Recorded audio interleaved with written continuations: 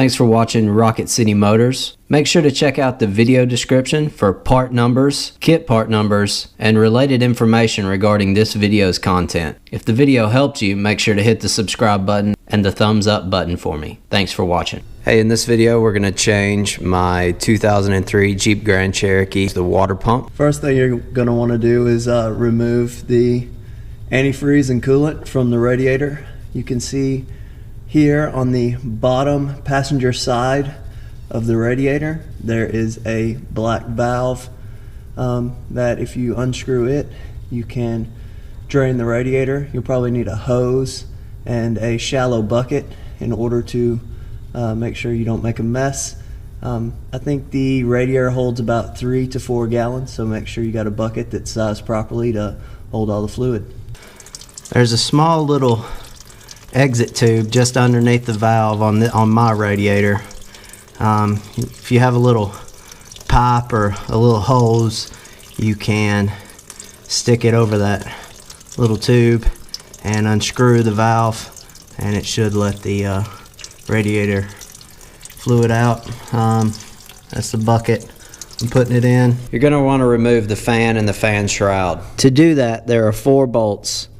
2 are on the top here on the passenger side, here on the driver's side, just underneath the radiator cap. On the bottom side, I don't know if you can see it, but my lower driver's side screw is missing, so I don't need to take that one out, but you may. So on the passenger side, my lower screw is missing as well. So I had the radiator replaced not too long ago, and so I guess the mechanics didn't replace the bottom screws. You're also going to want to remove the fan connection, the electrical connection right here as well. A handy tool for this project is these little magnetic screw or bolt trays. They're real handy and don't let you lose all the screws. Once I removed the this hose connection, the fan shroud lifted right up. You can see here's our radiator and here is our water pump that we're going to replace. Before you take off the belt, we're going to want to loosen the water pump pulley bolts here, because if you take off the belt before you try to do that, there's nothing to resist you trying to loosen these bolts. They take a 1/2 inch wrench.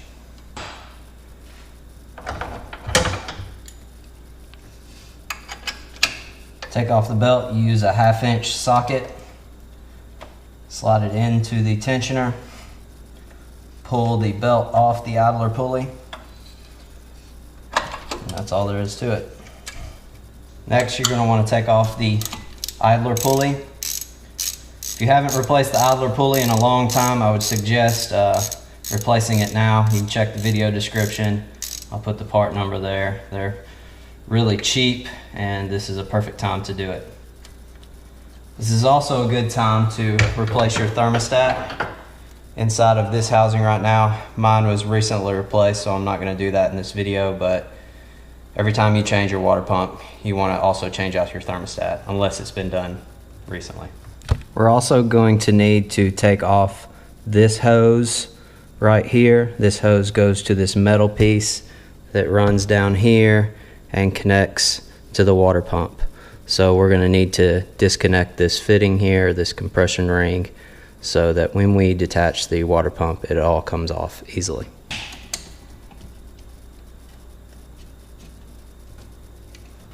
You may need to take a screwdriver and gently kind of break the seal. Be careful not to stab yourself.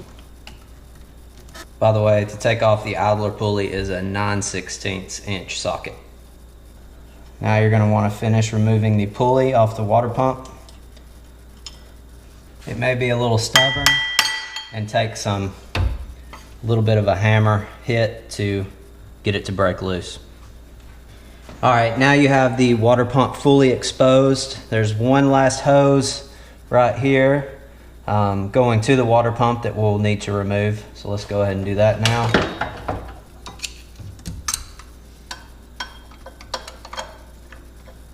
So I may take a little screwdriver, just gently break the seal. on the hose. Try not to puncture the hose, but this will help it come apart. If you want to, this would also be a good time to replace your hoses if they look old. With that hose removed, you can now start to remove the bolts on the water pump. Looks like there are 1, 2, 3, 4, 5 bolts. These are all a 1/2 inch.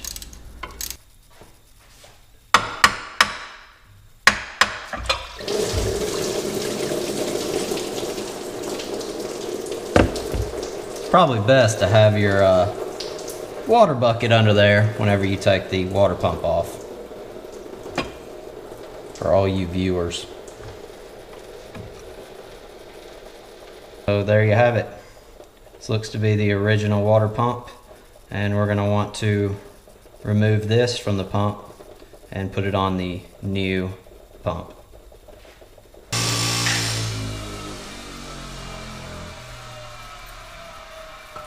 Since these bolts have been in there a while, I like to take a wire wheel to them, and also this tube, in order to clean the threads. Just knock all the rust off, and maybe even this fitting part right here. Once you have the water pump off, there may be still some gasket material left here. You're going to want to scrape away the gasket material using this scrape here, but try not to get any debris inside the water housing.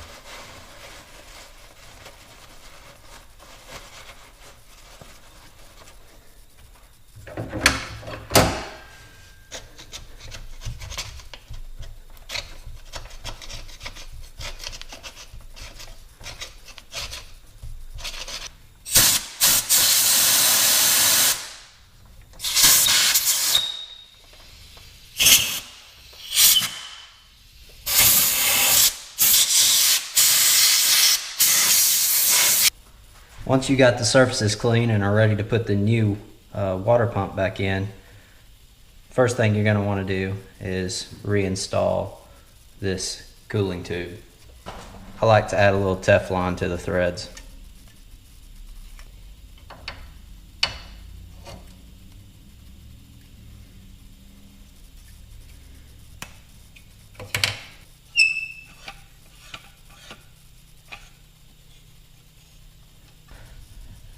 Make sure it's in the right position.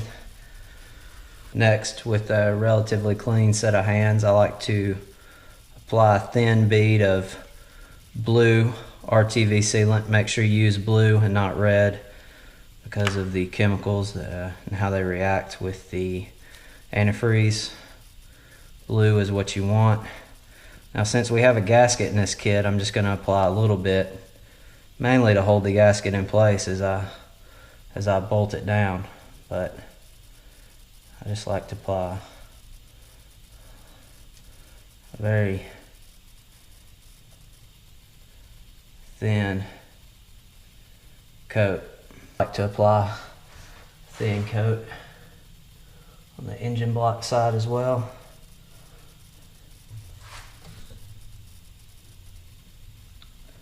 Next thing you're going to want to do is go ahead and lay your gasket on there.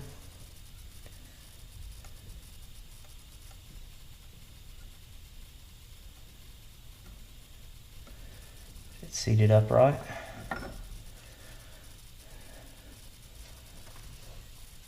And go ahead and slide it on in there.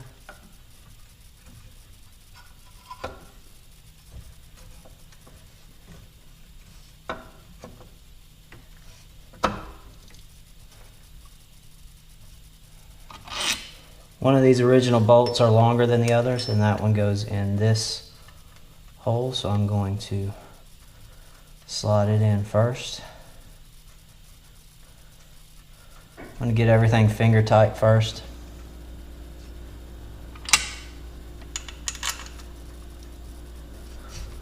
Once you have everything finger tight, you can go ahead and crank them on down. Another good check is before you tighten them all down, just make sure it rotates freely. Feels good. Once you got everything tightened down, go ahead and torque her on down. Go ahead and put your tubes back on, or install your new ones if you decided to do such.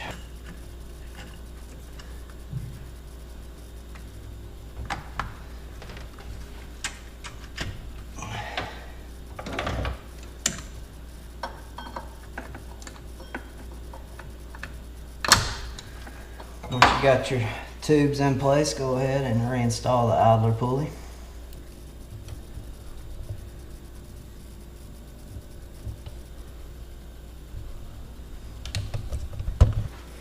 Now it's time to reinstall the water pump pulley. Slide it over. Go ahead and get them as tight as you can without the belt on it.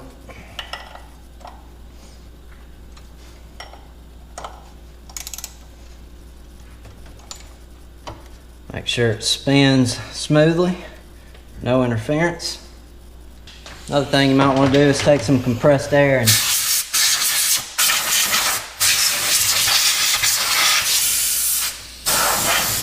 blow off the pulley surfaces. Now you can go ahead and put your belt back on.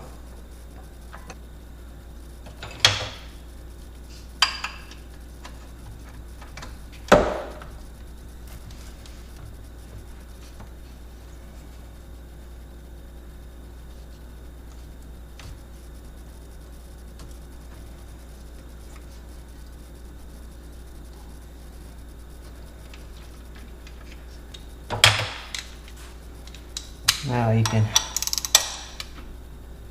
get the water pump pulley screws a little bit tighter. Now it's time to reinstall the fan.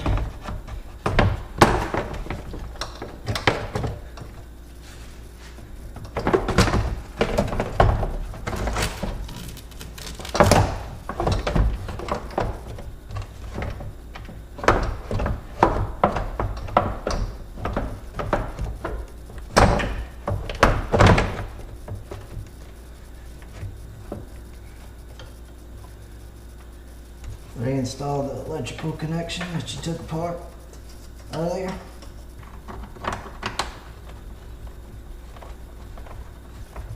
Reinstall the two top screws and the bottom two screws for the fan shroud.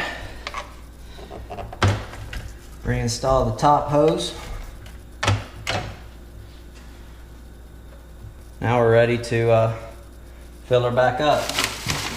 I got everything back together and we're ready to put in the antifreeze coolant. This is not the pre-mix, so I have to add water. You can look on the back side to see how many or what the ratio is for your vehicle given the capacity and the temperature range that you live in. So we're gonna add some of this antifreeze in there, fill it up with water, close it all up, and then take it for a test drive. So I took it out for a test drive and there's no leaks. It's not leaking from the bottom anymore, and if you check up under there, it all looks good. It's the water you see is from where it was leaking before. So looks like we did a good job. Make sure to hit the subscribe button and the like button if this video helped you out. Thanks for watching.